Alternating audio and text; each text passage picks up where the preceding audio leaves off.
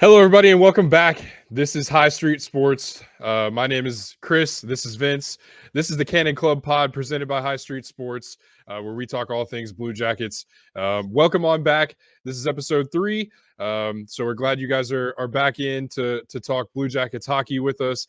Vince, what's going on? How you feeling about the Blue Jackets to this point in the season? Well, I was feeling good the first week or so. Now I'm starting to wonder if it was all a fluke or if this is going to be a legit team that can bounce back. It sounded like they had a pretty tough practice on Tuesday after the loss to the Dallas Stars Monday night. Really just kind of gave it up in the third period there. But on the good front against Dallas, Severson had his first goal as a Blue Jacket, and the man, the myth, the legend, Dimitri Voronkov had his first NHL goal as the first goal of the game off of a nice backhanded assist from Cole Sillinger. So I think right now we've got quite a few young guys or established guys in the lineup that are starting to kind of show why they were drafted where they were. I'd say Emil Bemström is probably that first one. Is he kind of shaping up into an elite goal scorer? He had 3 goals last week, all 3 on the power play. And that 1T is cooking. Looks like our friend number 29, Patrick Laine, as well. Yeah, I mean, this is the Emil Bemström that I think Blue Jackets fans were kind of waiting on. And I think, obviously if you go on Blue Jackets Twitter, you'll kind of find a mixed bag of the, opinion of Emil Bemström, and a lot of it, not on the good side of the opinion of Emil Bemström. But, I think rightfully so, he did get a lot of criticism the last couple of years. There were games where he was, kind of invisible. But it does look that, everything that's gone on in the last year anyways, and him playing in Cleveland and doing those things that he needed to do to kind of round off his game and get back on track. It looks like some of that stuff has worked. Looks like he had a pretty good offseason, and he's, showing in the early going why he's a valuable piece for the Blue Jackets. And as you mentioned, all 3 of his goals on the power play. So, a Blue Jackets power play that was towards the bottom of the league the last couple of years, that needs a spark and that needs somebody on that, on either one of those units to go out there and score a goal. And Emil Bemström has been the one to do it. So you would like to see, some 5-on-5 goals sprinkled in there, but, beggars can't be choosers, and the Blue Jackets need power play help, and Emil Bemström has been the guy that has, given that. So yeah, I mean, I don't know if I would use the word elite yet.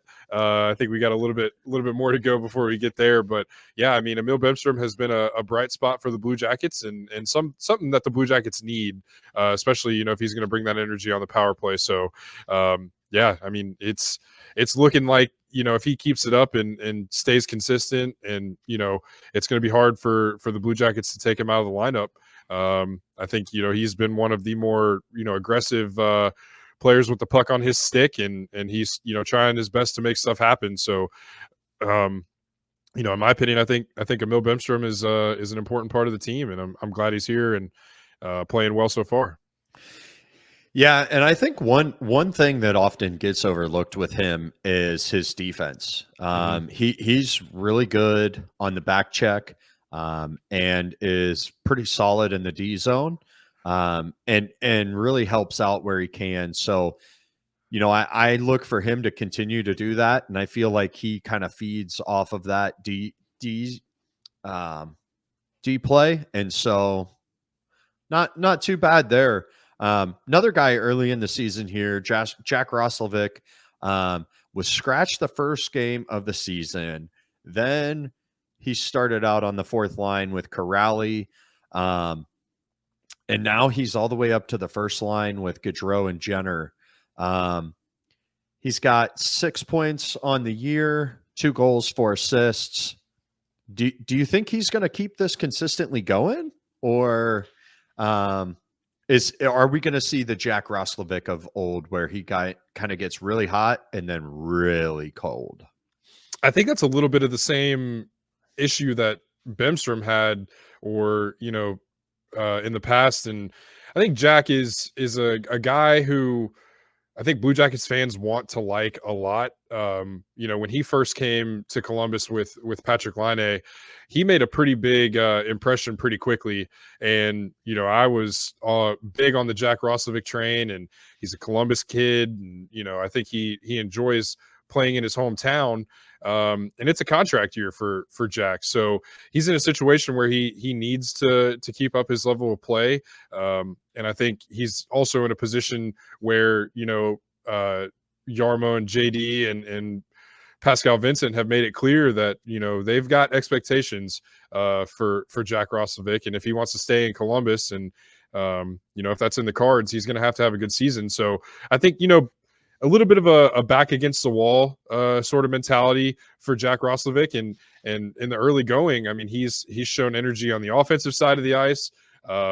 He's played an okay game on the defensive side of the ice. So I think he's a guy who's shown flashes across his time with the Blue Jackets, and it's a matter of consistency for the first two players that we've talked about. So if Jack can stay healthy, stay consistent, and I like where his game goes when he plays with that energy. Now, just as you mentioned, he's been kind of a feast or famine sort of player for the Blue Jackets. So it's all about finding that consistency and finding that middle ground.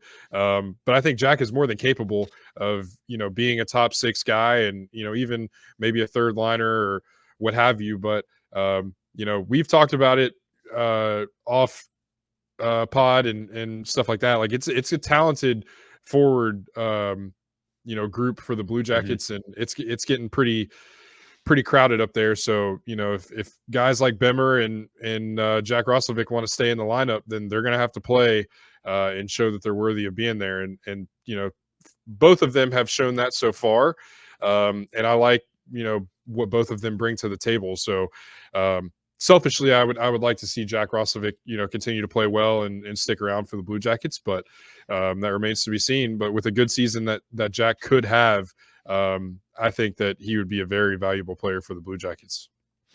Yeah, and with that, so a couple of things there. Yes, I think that he needs to find that consistency, especially to live up to that $4 million paycheck that he's making over this season. One thing I found interesting, though, is he was interviewed by the media after the Wild game. What was that, 2 Saturdays ago now? When he scored that game-winning goal in overtime. And when he was asked about the goal, it was very interesting because he just kind of looked with a sour face and said, "Yeah, I don't want to talk about it. I scored, and that's about it." Do you make anything of that? Do you think that it's just him feeling awkward about talking about that? Do you think it could be just he doesn't like to be in front of the cameras? Or do you think that there's something else there? I don't think that he is, to be very clear here, I don't think that he's a bad person. From everything that I've heard, he's actually a really good dude, and takes care of fans and takes care of business off ice. But just curious what your thoughts are there. I kind of get the vibe that Jack is a little bit more of a reserved person, maybe not wanting to get in front of the camera a lot. So, he looked pretty fired up when he scored the goal on the ice, and I think if he's fired up and showing emotion with the team, then that's all that matters. And but Jack is a guy who, like I said, kind of does carry a very stoic look on his face a lot. And but like I said, he showed the emotion and the energy on the ice after he scored that goal. And that was a big goal for Jack. And I don't think, if you asked him, I think he would probably agree with that. He carried that puck across the blue line and could have given it up. I don't remember who was on that rush with him or how far they were away from him, but he didn't look like he was going to give that puck up the whole way, and he ripped it, and it found the back of the net. So, stuff like that, energy like that, and the ability to take those shots, the ability to make those shots, the willingness to take those shots, I should say, as opposed to the ability. But the Blue Jackets are in a spot right now where they're not scoring a lot of goals. And that's kind of been a pattern over the last couple of years. And obviously there's some injury stuff going on with the Blue Jackets still without Patrick Laine. So you got to get him back and get a flow going there with that top two lines and figure out how that's going to shake out when Patty gets back. But big goal for Jack, and he needed it. Big couple of goals for Emil Bemström. I do have, just speaking on the goal tip, no goals yet for Johnny Gaudreau. Still looking for that first one of the season, and he's had some opportunities, and I think for the most part Johnny's played pretty well in the early going of the season. Are you worried about Johnny Gaudreau not having a goal yet? And obviously he's a guy that when they come, they're going to come in bunches, but nothing yet for Johnny. Are you worried about that, or is that just something that he's got to work through? I'm not really too worried about it. I think where I do get a little worried is he only has 4 points on the season so far through 9 games. He came in as the kind of guy that should be a point per game player or very close to that. Not hitting those expectations right now, but could it be he's got a young child at home, taking dad duty type of things? Could it be something like that? Or is he just still adjusting to this style of play that Pascal Vincent wants to play with? Because it does seem like it's more of a physical, or Pascal wants it to be more of a physical type of game, where you're getting in corners, getting on pucks, getting hard on pucks. And not to say Johnny's not talented at doing that. He's just not the biggest guy. And I think sometimes when you're not the biggest guy and you're not setting up net front, you don't always get the best looks. So maybe that's what it is. I want to say last year, one of his first goals of the season was that wrap around the net.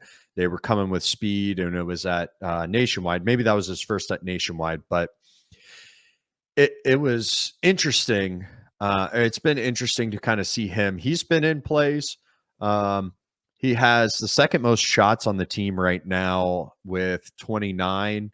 Boone Jenner has 35, and Adam Fantilli in third with 23. So I think that, putting pucks on net, you're going to get results. So keep putting pucks on net for him. And I think it'll come for Johnny Gaudreau. The last time he had the longest goalless streak to start a season for him, he scored the most points in his career. So maybe that's a good thing. Maybe it's not. I don't know. We'll see. But I'm not too concerned about Johnny Gaudreau. He's a vet who knows how the game's played, and you can't really take that away from him for sure. Right. Yeah, I don't see that being an issue for Johnny, himself. But obviously, this team is going to be much better when those shots start to go in. It's been a little bit of an offensive struggle for the Blue Jackets so far. Still trying to figure out the young pieces and figure out how to get Kent Johnson involved, and figure out how to get Kirill Marchenko involved, who as well has been a healthy scratch the last 2 games. Obviously he also is looking for his first goal of the season. Again, pretty much the same question. Any reservation or any, worry about Kirill Marchenko and where he stacks up in this lineup? Or again, is this just, a little bit of an early season struggle? I think this is just an early season struggle. We saw it with Cole Sillinger last year. He was a little here and there, didn't always seem engaged, seemed to be fighting the game. I think that's what's going on with Marchenko right now. It almost feels like he's kind of fighting the game instead of letting the game come to himself. So, hopefully these last 2 games being off helps him, and he can come back and be the player that we saw from him early last season, or I guess late last season. But no, I don't think that Kirill Marchenko's. I don't think there's any issues there. He's a solid player. He's going to be a good top 6 forward for years to come. And really, it's just got to get him going. And I really, speaking on that, I really like Pascal Vincent's approach to scratching guys. I was just And getting ready to add on the yep. same topic, so go ahead. No, I think that it's really good for him to say, okay, guys, look, your effort's not good enough. So I'm going to put the next guy in who's been working his ass off in practice. Go win that spot back. And oh, hey, Mr. Guy that just got put in the lineup, fight your ass off to then win that battle and stay in the lineup. I think that that's going to develop a winning culture with the Blue Jackets. Yeah, I agree. And to me, the first thing that came to mind, and the first thing that always comes to mind after John Tortorella's time in Columbus is, who's getting scratched this game? Why are they going to be pissed off about it? And how is that going to affect the team? And I think it feels much different now. I think, Pazzi has that sort of old school kind of feel to him. But it's not as old school and as hard hitting as Torts was about the whole thing. I think Torts obviously is a little bit more rough around the edges. So it kind of feels different, than it did then. But I also think that, it's easier to see Pazzi's method to his madness in all of this. And, it's been the same thing with the Kent Johnson.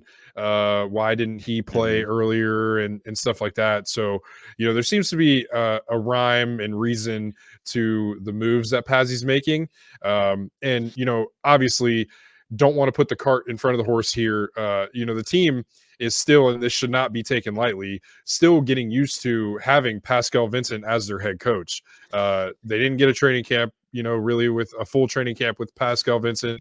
They didn't get a full off season with Pascal Vincent.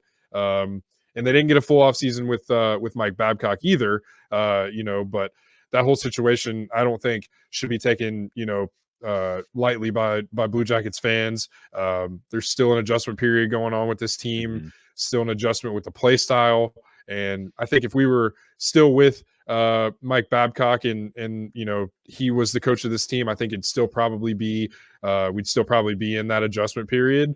So you stand back and you look at the results so far and who's played and who hasn't, and who's scoring and who's not and stuff like that. And it's just myself included, I got to take my own medicine here, but it's I don't think it's anything to get too worried about or too strung out about yet. So but just wanted to get your idea on that stuff. But I think everything moving in the right direction for the Blue Jackets, and when that happens the results will come. So yeah, and I think one thing we don't always consider when talking about Pascal Vincent is he coached at the junior level in, I believe it was the QMJHL, so the Q, and then was the head coach in Winnipeg for their AHL team. So people say, well, you're going to mess up the development of a kid to sit him out for one game. You're not. And I think if anybody knows that, it's Pascal Vincent, because he coached at that level most recently as a head coach and understands what it takes to motivate these guys and what buttons to push. And I think that that's one thing that we're seeing that we didn't necessarily see in the forefront with Brad Larson last year. But I think that Pazzi is really upfront with these guys. He doesn't strike me as a guy that yells a lot. He's more the kind of guy that'll talk to you in a very calm voice, but you messed up and you feel even worse because of it. It's not that you messed up, it's that you disappointed dad in that situation. you know, and I think that that's kind of what Pazzi's bringing to the team right now, and I love it.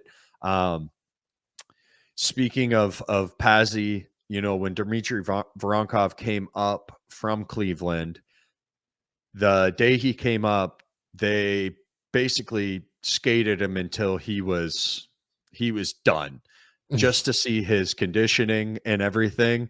And that's not something that you normally see from coaches, but you could tell that he cares about making sure that the guys he's putting in a position to play a lot are going to do that. And I think one of those good examples too is David Juracek. He came up from Cleveland when Werenski went out. He hasn't been out of the lineup since. He plays really, really well. And I think him playing with Ivan Provorov has been one of the best things that he can do. I feel like Provorov is kind of that second pair Zach Werenski, where he's pretty good defensively. And actually, I think he's better defensively than Zach. But he's really good offensively and leads the team in points right now with 7 points in 9 games. All 7 points are assists, but you see him playing a ton on the PK with Eric Goodbranson.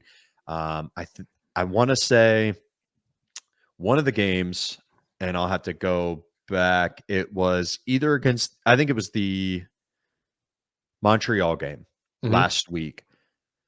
I swear him and Goodbranson were out there for a good 2.5 minutes together on a power play and just stood there and took pucks the whole time. I don't remember the last time I saw Jackets defensemen do that for a whole PK shift. The one name that would come to me would be David Savard. Oh, for sure. However, that would be, one of the few. But yeah, David Savard was like a puck magnet. But you mentioned Goodbranson, and I don't want to skate past that, pun intended, without mentioning Goodbranson here. Like, I was one of many in the fifth line that was very critical of Goodbranson and the team's signing of Goodbranson and the money that they gave him.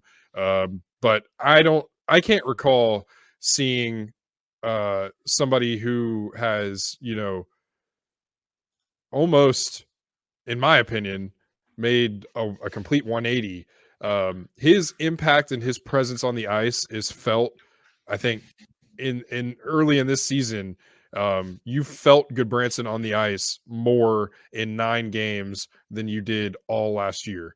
And with a team like this, who has the potential and the talent that this team has, I mean, he's already, he stands up for his teammates. He doesn't take any shit. And he's just a tough, big bastard. And I just, I think Goodbranson is proving to be a valuable part of this team.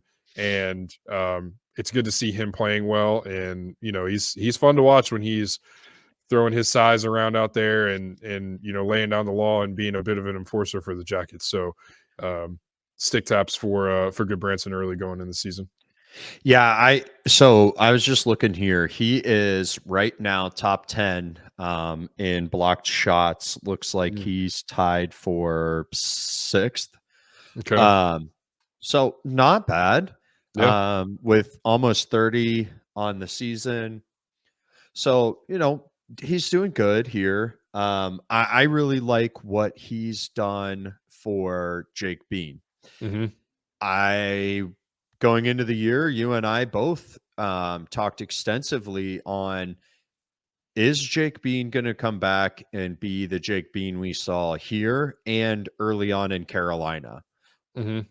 He's not that guy anymore, I don't think. I mean, opening night comes out, gets a goal, and he's been solid throughout. I haven't really heard a lot from him, but that's not a bad thing. Just because you don't hear from a player, especially a D-man, that usually means you're doing some of the right things. You're just not making big hits, but he's not a big guy to make hits. So I think he's been pretty solid there with Goodbranson. The one thing that I think always, and John Ross has mentioned this to me as well, just from his time with the Canes, there's just times where he doesn't look very interested in playing defense. And, for a defenseman, right, you can't have that. So, he is an offensive minded Mhm. defenseman, which is fine, but you've got to hold your end of the bargain on defense. And that's one thing that I think all Blue Jackets fans can echo is that on the defensive end of the ice, all we want to see is moving the skates, getting in front of somebody, don't leave anybody open, and obviously I think where the Blue Jackets are getting beat in even earlier going in this season, and Mhm. one area that they got beat last year was the turnover that leads to an odd man rush that leads to a goal, and that happened 37 seconds into the game the other night, and it was just they can't keep putting themselves in a position on turnovers to give away goals because you're for the most part. I think getting a pretty above average, almost good effort from Elvis Merzlikins so far. And the one thing that Elvis needs is, good D in front of him to make Mhm. sure that stuff like that doesn't happen. Yeah, I mean, Jake Bean is, listen, I am always willing to eat my words on anything that I say. I'm not afraid to admit that I'm wrong. Not afraid to walk back statements, and I won't walk back a statement necessarily. I'll stand by everything I say. But Jake Bean, man, continue to prove me wrong, and I'll be okay with it. Yeah, and another guy I feel like is potentially starting to prove us wrong is Damon Severson. Yeah, Got his first goal against Dallas. Him and Werenski were recently featured on MoneyPuck.com's Twitter page, X, whatever it is. It's Twitter, right?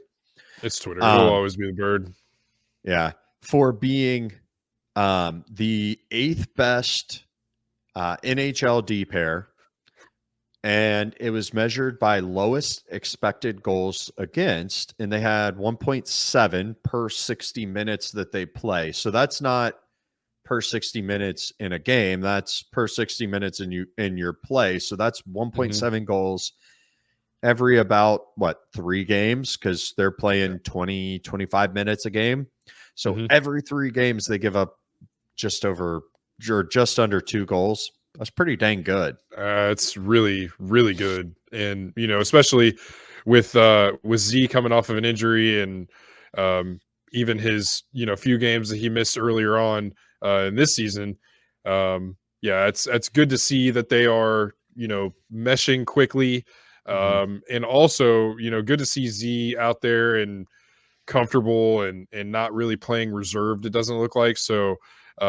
Yeah, no, that's exactly what the front office and Yarmo and JD had as a goal in the offseason is to improve what we saw out of the blue line last year, and it that alone is proving that they went out and accomplished part of that goal. Now obviously we need to see them play through a full 82, but to this point that's pretty damn good, pretty damn good stat for those two in the early going here. Yeah, absolutely. What are your thoughts on Cole Sillinger so far? I keep seeing on Twitter how he needs to be scratched. His effort's not good enough.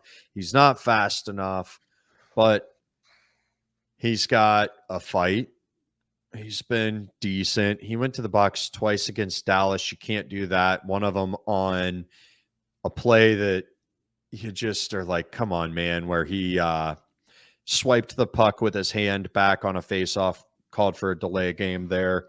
But he's got 3 assists on the season, only a -1. What, I think he's playing well. What are your thoughts? I think he's playing okay. I think we were also spoiled by what we saw when he first broke in with the Blue Jackets, Mhm. and you know I think there's a few players that you could probably make that case for, and I think Emil Bemström was one of them. um, you know Foodie again, also one of those guys who came in with his hair on fire, played well when he first broke in, and then kind of petered out a little bit. Um, Cole Sillinger has elite talent, and he's got a high ceiling. Mhm. I don't think he's anywhere close to that. He is still a young guy, but he's, again, we talked about it. If people want to stay in the lineup, they have to prove it. And, this team has Patrick Laine, has Johnny Gaudreau, has Zach Mhm. Werenski. So there's a lot of talent here and a lot of really good players on this team. And the front office and ownership have made it, pretty clear that they want to win and they don't want to wait to do that. And, Mhm. I like Cole a lot. And I think that he has, unlimited potential. But it's on him to put that together and be a smart hockey player. Put the team in a position to win, and you can't do that if you're in the penalty box. So, I mean, obviously, you want to Mhm. see, smarter play out of Cole, but I don't think there's, cause for concern quite yet. I don't think anything that he's done isn't correctable. So, I think it's more, for me, in my opinion, I think it's more of an effort thing for Cole, and it's the same thing for Jack Roslovic and stuff like that. Like you got to skate your ass off and you got to play when you're on the Mhm. ice, because I think, one thing about the Blue Jackets, I think this year they look like they want to play faster, and they look like they want to be, a fast, hard hitting team, Mhm. and that requires effort, and that requires conditioning, and that requires you knowing where you're supposed to be and knowing your assignments, and um, can't be the weak point. And if you're sitting in the penalty box for 6 minutes a game, that's not good. So, they say you don't want to be in the box unless you take somebody with you. So unless you're taking somebody with you, then stay out of the box. Which he's done this season with Yeah.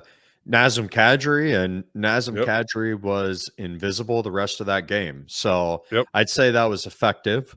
Yep. Speaking of another guy who likes to take other guys to the box with him, Dimitri Voronkov in his Mm-hmm. first game, second shift in the NHL, decides that he wants to board Arbor Jackeye, which Jackeye flopped like I've never Mm-hmm. seen before. He knew it Mm-hmm. was coming and just flopped. And then Jackeye gets up and didn't really I didn't think Voronkov really like it didn't even phase him almost. He was just like, hit me. I'm large Russian man. Yeah, um, I really like, what we've seen out of Voronkov so far. He's got the goal, and he's got a fight. So I mean, I think, sky's the limit with Voronkov, and again, that points to just another piece that the Blue Jackets have, that if some of these guys that have been here, for a couple years want to stay in the lineup, guys like Voronkov and Marchenko and Kent Johnson and all the young guns are going to have something to say about that. And Voronkov has kind of shown in his short time with the Blue Jackets so far what he's capable of, and what he's, what kind of player that he is. So again, Voronkov getting in there and not being afraid to take on a tough guy in the league is big. And I think for a long time the Blue Jackets really um, haven't had a guy that's just not afraid to go out and start some fights and get the team going. And there's like 3 or 4 of them out there now. So that's good for the Jackets, and Voronkov has shown that he's not scared of anyone. yeah, and that was something that I had here. Do you think this Jackets team is a tougher Jackets team? One of the tougher Jackets teams. They have 3 guys who on any night will legitimately fight anybody. You've got Olivier, you've got Goodbranson, and now you've got um, Voronkov, aka Ivan Drago, aka the Siberian Express. Um, and then you've got Cole Sillinger. He's had a fight this season. You've got Boone Jenner. We know he'll fight. Plus, he wears the C. It's I don't know many C's that will not fight for his team. So you put that C on, you kind of have to fight. But we know Boone will fight, and even Justin Danforth, I think will fight. I don't think that he's one of those guys that's going to go out looking for a scrap, but I don't think he minds if it's going to happen. There was one scrap earlier this season down by, I think it was in that Calgary game. But Justin Danforth found himself a guy and started to, he looked like he wanted to ragdoll that guy and just beat his brakes off, because and dude was probably a good 3 or 4 inches taller than him. And Justin Danforth's not a big guy, but he's a fierce dude. Yeah. I mean, that's the thing, I think that's most important is you don't want to get pushed around on the ice. And there have been points where the Blue Jackets have been pushed around.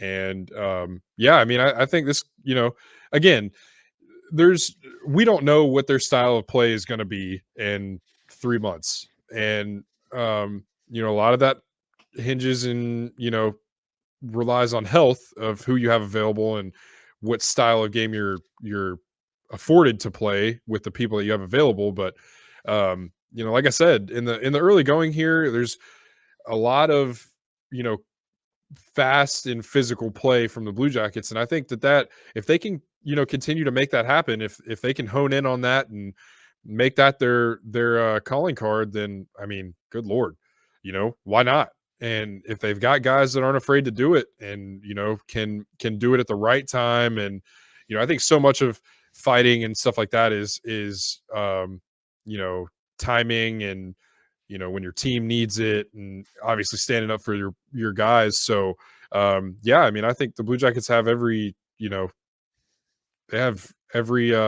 every chance to be that team, and I think they could be that team. I think they should be that team. I think it would behoove the Blue Jackets to be that team. Yeah, I think so. And I think that the style of play that Pascal Vincent wants them to play with, being a more physical team, you have to be a tougher team. But he also wants to play with speed and get in there and win those one-on-one battles. And I think you need a tough team for that. Yep. And really, that is going to set them up, I think, better for playing in the playoffs when they eventually get to that point, because now you're used to that type of play. It's not like where you see some of these teams like Florida a couple of years ago, the year Andrew Brunette was their coach. They were a fast team and could knock you in the mouth, but it took getting Matthew Tkachuk on that team for them to make a good playoff run, because they needed a guy that's going to get down in front of the net, muck it up, and play playoff hockey. So I think that is super conducive to what the Jackets want to do here. And I think we just need to continue to figure out who the tough guys are and who wants to battle every single night. And we're really going to see this team take leaps and bounds forward. Yeah, I mean, you've got it here. You can't give away leads, and that's a big part of where the Blue Jackets are now. And again, kind of a pattern of what we saw in years past as well, with the Jackets playing well in the first period and then just kind of coming out flat in the other two. Which happened against the Ducks, which you just can't have, like, those performances when you play well and in the first period, and then you feel good about it going into the first intermission, and then you come out and it's almost like a Jekyll and Hyde, like, holy shit, who is this team? Right. So you want to see complete games by the Blue Jackets. And obviously, again, we've talked about the transition that the team is going through, which can't be used as an excuse, but it's something to think about. But the Blue Jackets have to get better of playing a complete game, not letting their emotions get to them, and kind of just work through the adversity that you face throughout the game. And there's some goaltending conversation and some things like that. So we'll go into that. Do you think that, and this is tough because I don't want to put, the results over the last week and a half on Elvis, because I don't feel like that's fair. But how much of what we're seeing do you think is on Elvis Merzlikins and his level of play? Starting out the week, I thought Elvis Merzlikins had not changed and that he was all talk about focusing on his game and just the same old Elvis story. I think that he is making a concerted effort to get better. I've Mhm. seen that effort there. I want to see a lot more of it. He still lets in some goals. You're like, is that, come on, man? Yeah, Like, you know what I'm saying?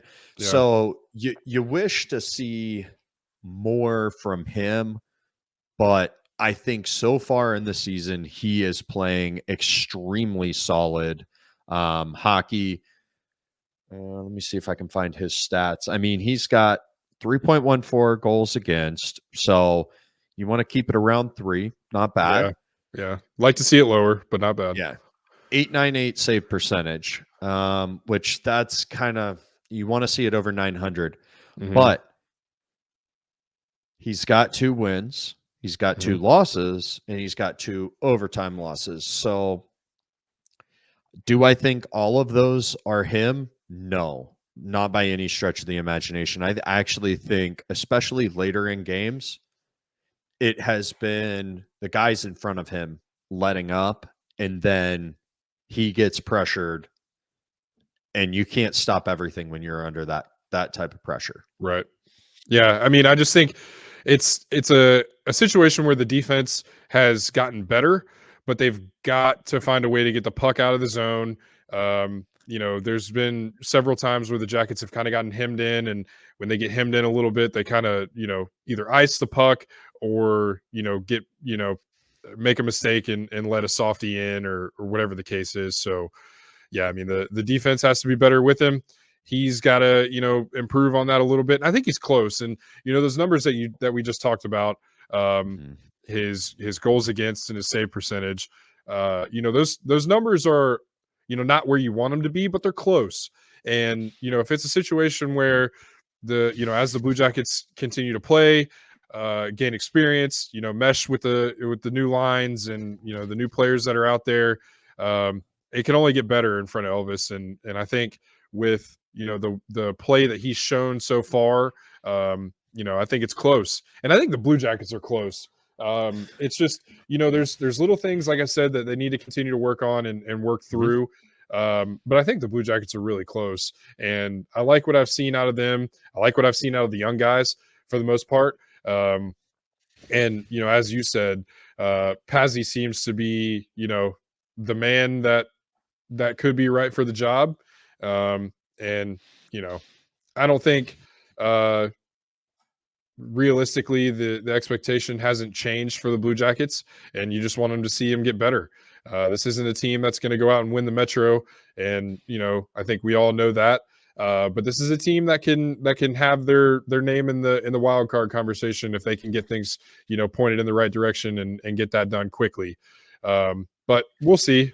And there's a lot of season left, and there's no reason to get all bent out of shape yet. So we'll see what happens.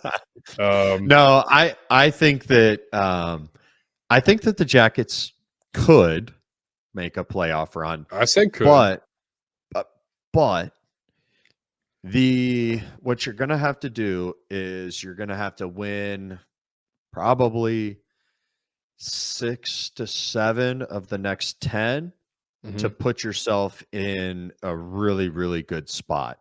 Hmm. I think that's probably where I'm at with that. So you're talking about, it's a lot of wins in a short amount of time. Let's take a look at the upcoming schedule. I know that tomorrow night, Thursday, we have Tampa Bay at home. So that one's going to be a tough one. Yep. Although, is Vasi back yet? Do you know? I do not. I do Okay. not know. Then we've got the Capitals on Saturday. Ovi's back to scoring, so we know how that can go. Although that last preseason game, the Jackets matched up really well against a mostly NHL Capitals team. You've got Florida coming up on Monday, then Dallas again on Thursday, and I believe, that's an ESPN Plus game. I heard that Buccigross is doing that game. Okay. Is Weeksy coming with him? I don't know. Well, he should. But I know that Buccigross is doing it, or at least that's what has been reported so far. Sweet. Stoked about that. Mm-hmm. Then you've got Detroit.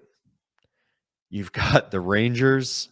You've got last place in the Metro, Penguins, then Arizona, and then the Capitals.